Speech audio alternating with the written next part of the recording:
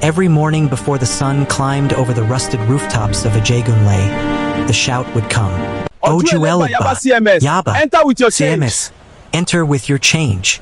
That voice belonged to Sadiq Ade, a boy of 15 with dust permanently clinging to his slippers and hope stitched quietly into a chest. Sadiq was a bus conductor, what Lagos people called an alabede, the boy who hung by the door of a danfo, half inside, half outside, risking his life for daily bread. The bus was yellow, dented, and loud. Its horn coughed instead of honking. The seats were torn like old clothes, and yet, to Sadiq, it was survival on four wheels. He jumped off before the bus fully stopped, slapped the metal side twice, a Lagos signal, and shouted destinations like a prayer. Ikeja, along. 2 seats remain. No long wait. Passengers barely noticed him. To them, he was just another skinny boy with cracked lips and a voice too loud for his body. But every shout paid for something. For food, for kerosene, for his siblings' school notebooks, for his mother's asthma drugs. At home, Mama Ade lay on a thin mattress in a single-room apartment that smelled of detergent and damp cement. Once, she sold pepper in Mile 12 Market. Then sickness came, slow and cruel, and took her strength. Sadiq became the man of the house before he learned how to shave. His younger brother, Yusuf, believed his brother could do anything. "When I grow up," Yusuf said one night, "I'll drive a bus like you." Sadiq smiled, hiding the pain. "No," he said softly, "you will own the buses." He did not know then how prophetic those words would be. Lagos was not a city. It was a test. It tested patience at traffic lights that never changed. It tested honesty when conductors pocketed extra change. It tested courage when LASMA officers chased buses. It tested faith when passengers refused to pay. Sadiq learned fast. He learned how to read people's faces, who would argue, who would jump without paying, who would pretend to forget their change. He learned to balance on the doorframe while the bus sped through potholes like traps. One rainy evening, the bus skidded. A trailer passed too close. Sadiq lost his grip and fell hard onto the wet road. The bus didn't stop immediately. Pain shot through his arm. Blood mixed with rainwater. People stared. Some laughed. But an old man helped him up and said something Sadiq never forgot. "Lagos no day wait for anybody.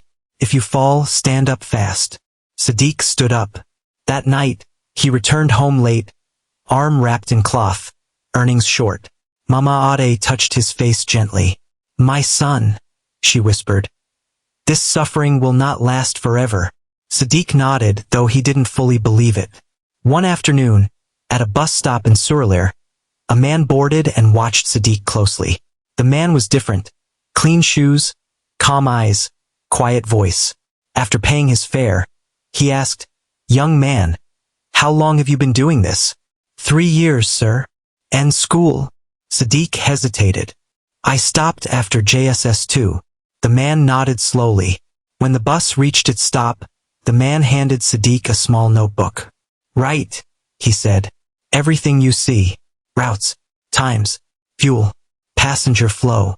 "Why?" Sadiq asked. "Because transport is business," the man replied. "Not noise." Then he left. That night, Sadiq opened the notebook and began to write. The notebook changed everything. Sadiq began to notice patterns. Morning rush from Ajegunle to Marina. Midday lull. Evening chaos from the island back to the mainland. He noticed which routes made more money, which drivers wasted fuel, which buses broke down often. He started asking drivers questions. "How much you fix engine last month? Which spare parts cheap? Why this route slow?" Some laughed at him. Others answered. One driver, Uncle Kunli, saw something in him. "You have sense," he said. "Most conductors only shout. You observe." Uncle Kunli taught him basics, how engines worked, how owners calculated profits, how unions controlled parks. Sadiq listened. He saved. Not in a bank, he didn't trust that yet, but with a trusted woman in the market. Every naira had a job. When Mama Ade died, Lagos did not pause. Traffic still screamed. Conductors still shouted. Money still chased money. Sadiq buried his mother with borrowed funds and silent tears. That night, he sat alone outside their room. Yusuf slept beside his sister. Sadiq looked at the city lights flickering in the distance and made a vow. I will not die on someone else's bus. Years passed. Sadiq grew into a man with broad shoulders and quiet confidence. At 26, he had saved enough. Not much, but enough. With Uncle Kunli's help, he bought a used highest bus. Old, but working.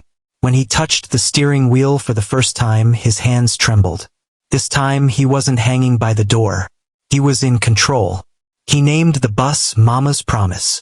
He drove carefully, paid drivers fairly, fixed issues early. Profits were small, but steady.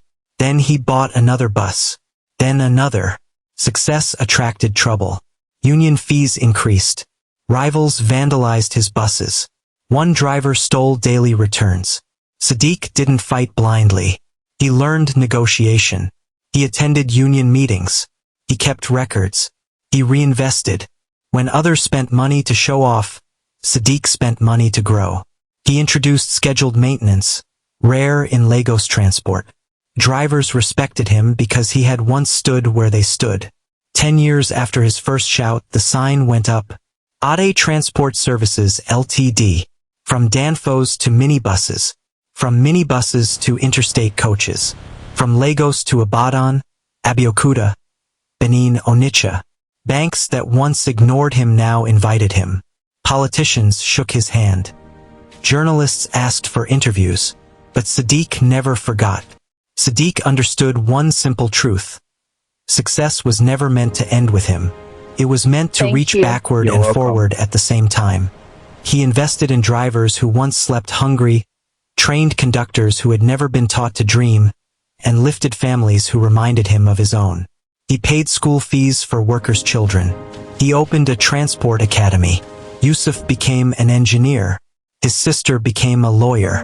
One morning, Sadiq stood at a bus park in Ajegunle. A young boy shouted destinations, hanging dangerously by the door. Sadiq walked over and placed a hand on his shoulder. What's your name? Ibrahim, sir.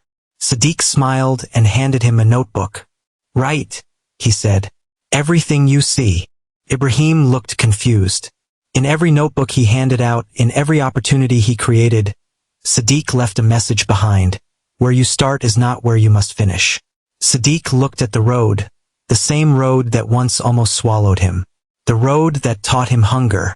The road that taught him patience. The road that gave him destiny. And Lagos moved on loud as ever. And so, the noise of the Danfo Park no longer sounded the same to Sadiq Ade.